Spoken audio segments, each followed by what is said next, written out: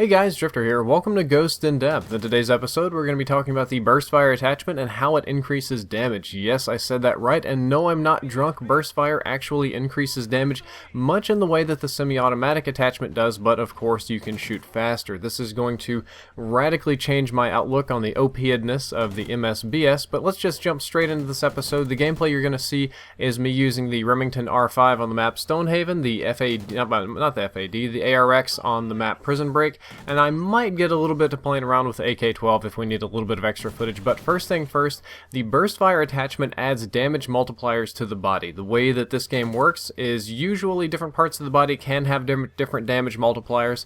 On all of the guns with the exception of sniper rifles, the only place you get multipliers is on the head, but when you add the burst fire attachment you get like 1.5x damage to the chest, 1.4x damage to the stomach, 2x damage to the head, that sort of thing. We'll get to the specific numbers later, but the raw damage output is not increased, but the damage multiplier on the body is increased, which effectively is going to make all of these weapons two-shot kills. Now, if you remember in the episode where I talked about the MSBs being OP, and why it was OP was because it was an assault rifle that killed in 2 shots and shot very fast inside of the burst that would kill people faster than they could react. Well, when you put the burst fire attachment on just about any assault rifle, they all turn into the MSBs. They're all going to kill in 2 shots, depending on the range, and they're actually all going to shoot faster, which we're going to get to in a little bit. So this is a very, very dangerous attachment, and if you don't take anything else away from this episode, just bear in mind that if you put this on, your guns are going to be 2-shot kills, and they're going to kill faster. Now, let's jump into these slightly harder and more complicated statistics of what this attachment does.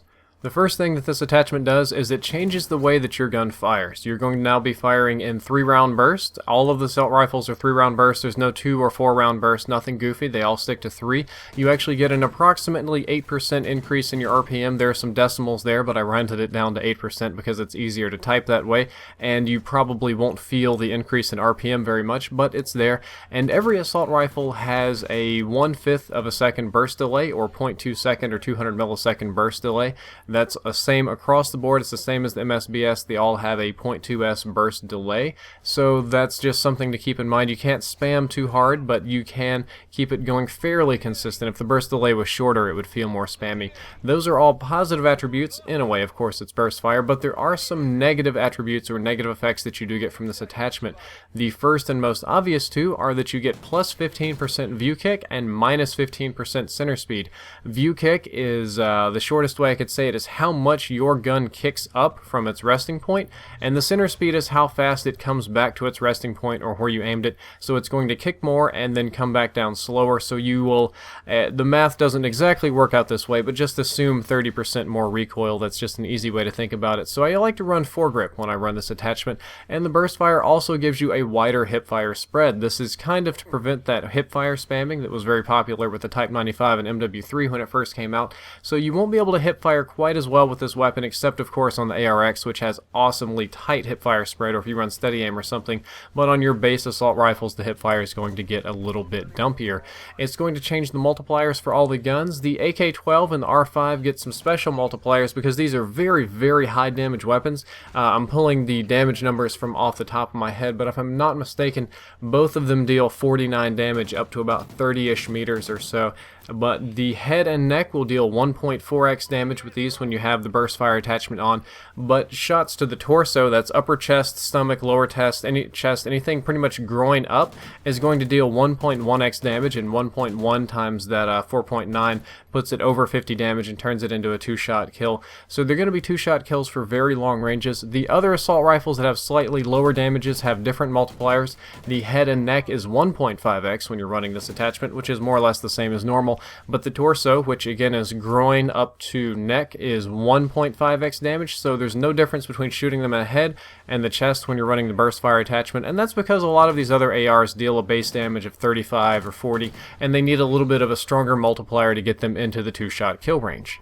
Effects of this are as follows. Your time to kill is going to be essentially cut in half for most of these weapons.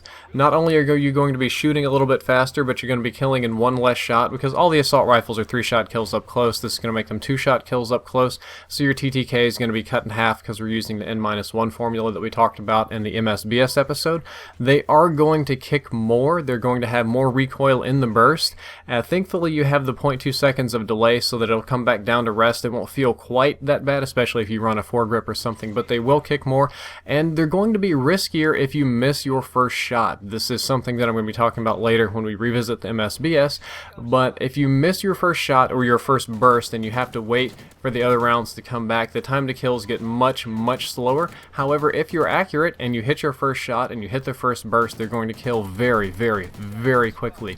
The best assault rifles for burst fire are as follows. The Honey Badger is a good one. It's got a built-in silencer, it's easy to use with the iron sights, the grip works well on it, and its range actually isn't that bad.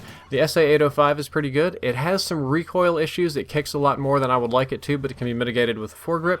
It has excellent range and the rate of fire is good. The FAD is an interesting one. The range isn't spectacular, but its rate of fire is very impressive, and you can shoot people. It's probably the fastest killing weapon in the game in close quarters combat when you use the burst fire attachment. Long range is not so much. ARX is a very interesting one because it has similar range problems to the FAD. It's not going to be a very good weapon at range, but in close quarters combat it's very good because it has the built-in laser sight, which gives it better hip fire. Even with the hip fire reduction of this attachment, it still has good hip fire. And it shoots very fast, and it's going to feel kind of like the M8 from Black Ops, or a little bit more like Type 95-ish from MW3. It has a good feel to it, but my personal favorite is the Remington, the R5 GDP, I forget exactly what it's called, the Remington. That has the longest 2-shot kill range of any of the weapons, but it also has probably the lowest rate of fire, except maybe the AK-12, and it does have some recoil issues, but if I want to 2-shot pop people across the map, I go with R5, and that one really floats my boat for this kind of setup. There's some weapons that you don't want to use. The one I would really recommend against is the AK-12, and I've kind of got secret reasons for telling you not to use that. Not that I'm saving it for myself, it's actually not good, but I don't want to reveal all my secrets. Just the AK is really not that great for the burst fire attachment. And I also wanted to let you know that I was not the person that discovered this. I was not the wizard that unveiled this.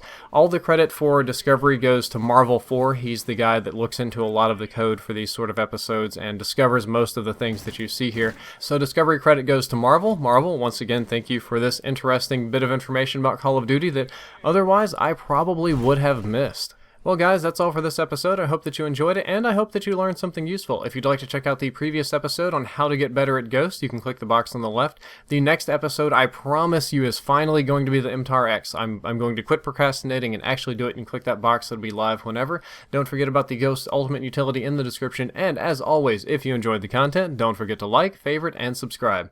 Drifter out.